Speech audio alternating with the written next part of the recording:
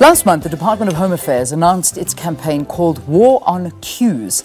Among other things highlighted, the minister promised zero tolerance on poor management and performance in the department, while the department continues to update its systems and services, which have become very modern and automated. Stories of corruption and inefficiency by staff continue, particularly at the border posts, where people experience bad service and extortion. Joining us in studio, we have the Minister of the Home Affairs Department, Malusi Gigaba. Minister, good to see you. Thank you very much for coming in. Thank you very much, Leanne. Good morning. So I know that you launched this War on Queues initiative, which is widely welcomed by the public in all spheres. But the report you went through was mainly about improvements in officers, but the attitude of staff at the borders is a huge, huge worry now. What's going to be happening there?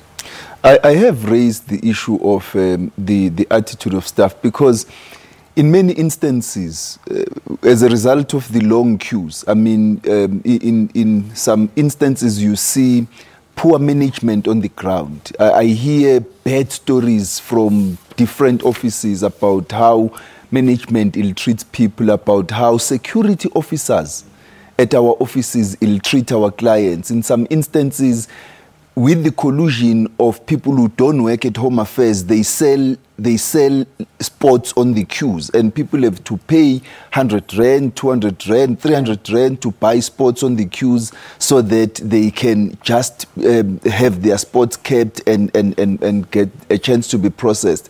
But the same applies in some instances at our border posts. But in the main, the department is experiencing extraordinarily long queues.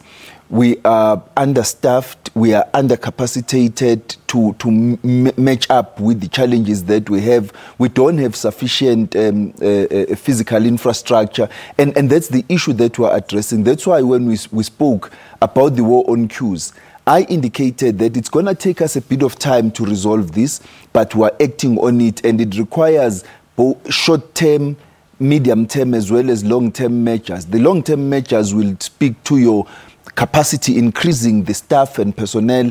It will speak to increasing the physical infrastructure, improving the physical infrastructure and the footprint, improving the modernity, the structure of our ports of entry, but also improving the structure of most of our offices so that our clients can be served in a better environment. But in the medium term, in the medium and short term, we are taking certain decisions which are leading to improvements in various areas. So we talk about the staff shortages because, as far as I understand, there's actually a bit of a moratorium on filling up different posts, and you've got a lot of the staff and your employees complaining that the work is just too much. They're too, and you've got also people complaining that they will arrive at a Home Affairs office. You've got 8 counters and 3 counters that are operational. You'll arrive at the border posts, and this is a big contention, and I think one of the big stories that came to the fore, you know, we don't say thank goodness that it happened, but when it happens to a high-profile person, then suddenly action is taken, where Lesotho's king, let's hear, complained about the ill treatment at the border posts, and staff wasn't enough, and that Lesotho border. So what's going to happen? I mean, are you able to hire more staff if there is a moratorium at this stage? Let me first say that the issue at the Maseru border post was not a Home Affairs issue. Our immigration officers were not involved. The VIP protectors of His Majesty arrived in the country with unlicensed firearms, and the police stopped them. So it was the South African Police Service which said we cannot allow firearms which do not have valid permits to enter the country. It's a law that applies in every country, and South Africa is no exception. And so it will happen to anybody that if you arrive with firearms that are unlicensed, even if you are a VIP, you will be stopped by the police. But the immigration officers at the Maseru border post, remember 2 years ago we arrested 22 immigration officers, and only 3 cases have been resolved, which means that we remain limping at the Maseru border post. Even though we do have some capacity, but we are limping. We do try to improvise when there is high demand, and the same applies to most of our border posts, including Beitbridge. But what I must say is that we are undertaking a project now to revamp the physical infrastructure of all our border posts it will result, among others, in us submitting an application, a request to increase the immigration officials at the border posts.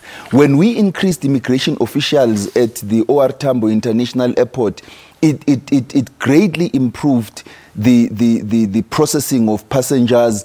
It ensured that people would not miss either their departing flights or their connecting flights. And so, even though there is a moratorium, I don't think that the National Treasury is so unreasonable as to want to impact negatively on tourism and travel. And so we are continuously engaging with them on assisting us to improve. But there are other measures we are undertaking. The PPP, the Public-Private Partnership Agreement with the banks, is going to result in us expanding drastically the footprint of the department and the capacity that we have. We are going to be launching mobile units. We are testing 3 of them at the present moment. We are looking at handheld briefcases which can take live capture applications for the department that we can utilize, particularly targeting schools. But above everything else, we are continuously improving the quality of the management of our front offices and border areas, so that they can assist the clients. They can be able to take operational management decisions when there are high volumes being experienced, intervene timeously, and ensure that clients are served accordingly and according to human rights ethos. Yeah, it is difficult though, because you've got your staff that are working under exceptional pressure with high volumes of people coming through. I mean, you've got stories of people that have been queuing from 4 o'clock in the morning until closing time at 3:30, and then sometimes they still don't get to be served. Now, the reality of the situation is that we can blame the staff for being miserable and not doing their jobs properly and having a bad attitude, but when you are processing the amount of people that you are, it becomes very, very difficult, and you almost do become unpleasant when you have to deal with people complaining and shouting at you all day, which I'm sure you can understand. I mean, you're behind the scenes there at the front line. How do you boost their morale? I mean, what is it that you do for the staff? So let's take another angle. The staff that is there dealing with the pressure, what do you do? How do you help them? How are you giving them a little bit of an incentive to not get involved in corruption and to be better to the client? We, between 2017 and 2018, we experienced virtually in every Office of Home Affairs a 100% increase in volumes. Yeah.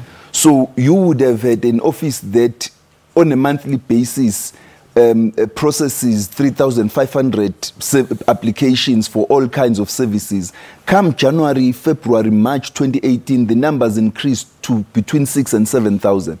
Now, as the numbers increased in that way, the number of staff did not increase, the physical capacity of the office did not increase, and just the sheer capacity of the offices that we have did not increase commensurate with the increase in the volumes. And indeed, it causes enormous pressure, because this official who would have been dealing with an X number of people on a daily basis now has to deal with X multiplied by 2 or X multiplied by 3. And so we need to be understanding of the pressure that our officials are experiencing. The management on the ground must be able to assist in these instances, to intervene, to ensure that we can push the queues, we can assist the people, remove from the queues those who can be assisted without necessarily standing there. So we are engaging with all of those. What I have done, 2 years ago, we launched an incentive, an award system for those officials of Home Affairs, because you get a lot of this feedback of officials that have provided excellent service to clients. We launched that award system, but at some point it was abandoned. We intend re-establishing it, and I am to meet very soon with Business Leadership South Africa to discuss with them capacitation of the department and a partnership with them to ensure that we can re-establish that incentive system within the existing public service regulations. Minister, how is your time? Can I beg you to stay until 7:10? Sure. We just need to take the news, and then perhaps we'll get some viewers to also give us their experiences and perhaps ask one or two questions. This is something that affects every single one of us. So the Minister agreeing to stay on and talk to us at about 7:10. If you have questions, write to us at Morning Live SABC or comments. We really do. Home affairs, that's the discussion. Do stay tuned, but we'll have the news after this break. Stay tuned.